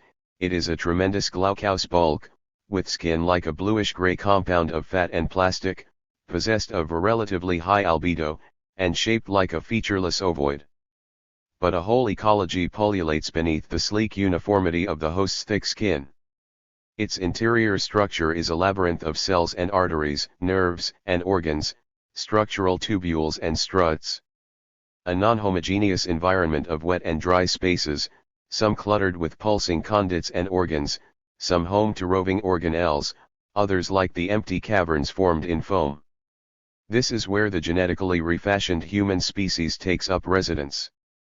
This monstrous host is oddly reminiscent of what Deleuze and Guattari call the body without organs. This is, in one of its dimensions, the socius, or recording surface that appropriates to itself the entire social product.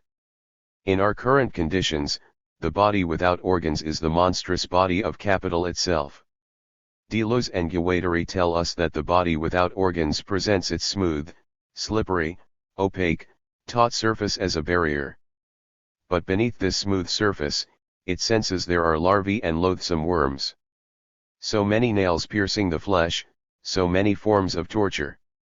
In a primary sense, capital is parasitic, or vampiric, because it lives and grows by expropriating the products of living labor. But in a secondary, existential sense, predatory capital is the basic fact of our existence, and we can only survive by becoming, in turn, parasitic upon it. Most of the text of phylogenesis lovingly recounts the physiology, psychology, and overall life cycle of the new parasitic humanity. The bioengineering is precise and efficient. Everything is optimized in accordance with the physiology and metabolism of the host, and in the interest of maximal flexibility. Anything deemed superfluous to survival is unsentimentally jettisoned. The neo-humans mate quickly, reproduce in great numbers, in litters of 5 or more, and mature rapidly. They exhibit both swarm behavior, ganging up together when necessary, in order to overwhelm the host's defenses, and nomadic distribution, scattering themselves throughout the interior of the gargantuan alien to reduce the chances of being all wiped out at once by the host's counterattacks. Once the neo-humans have lived off and finally killed their host, completing a generational life cycle, they go into hibernation within protective vesicles, in order to survive the vacuum of deep space until they can encounter another host. In this way, they are able to perpetuate both their genes and their cultural heritage. Since they unavoidably possess a basically non-material culture, they only use lightweight technologies that have been interiorized within their bodies. They are especially gifted with mathematical skill, including a genetically instilled predisposition towards solving abstruse functions in their heads. Aesthetically, they are all masters and lovers of song, the only art form left to the artifact-free neo-humans. Mathematics and music are the sole legacy of 6,000 years of civilization that has been bequeathed to them. The lives of the neo-humans are short and intermittent. They are mayflies, fast-fading blooms, the little creatures of a short hour. Yet to themselves, their lives still tasted sweet as of old. De Filippo's story turns upon devising a brilliant strategy for adapting to capitalism's catastrophic monstrosity. When there is no alternative, when it no longer seems possible for us to defeat the monstrous invasion, or even to imagine things otherwise, this parasitic inversion is the best that we can do. The neo-humans of phylogenesis evade extinction at the hands of the monstrous aliens and accelerate their own evolution in response to the accelerated reproduction of capital. They end up devising a situation in which their own survival absolutely depends on the continuing survival of the monstrosities as well. Can they even imagine the monsters going away? We can't count on it, we can't even dream about it. The parasitic neo-humans end up killing whatever host they have invaded, but their continuing proliferation is always contingent upon encountering another host. The extinction of the invaders would mean their own definitive extinction as well. As far as I can determine, De Filippo did not intend phylogenesis to be read as an allegory of capital. Yet the marks are there in every aspect of the story. The downsizing of the neo-humans, adults are 4 feet tall, with limbs rather gracile than muscular, the rationalization of their design in the interest of mobility and flexibility, their uncanny coordination and ability to monitor the passage of time with unerring precision, thanks to long ago modifications in the suprachiasmatic nuclei of their brains, which provided them with accurate biological clocks, the inbuilt determinism by means of which their sexual drives are canalized for a particular purpose, their severely streamlined cultural heritage, and the ways that even their non-productive activities, singing and non-procreative sex, serve a purpose as supreme weapons in the neo-human's armory of spirit, all of these are recognizable variations of familiar management techniques in our contemporary post-Fordist regime of flexible accumulation. The neo-humans make use of the only tools that they find at hand, they mimic and parasitize the very mechanisms that have dispossessed them. The emotional lives of the neo-humans are effectively streamlined in a post-Fordist manner as well. Feeling an overwhelming sense of loss, and aware of all the ways that their potential has been constrained, these people see no hope of things ever getting better. But they conclude that we just have to make the most of the life we have. Both materially and effectively, they develop an ethos of abundance, generosity, and self-cultivation, even in the face of terror and dispossession. This is, finally, what we must learn to accelerate. 1.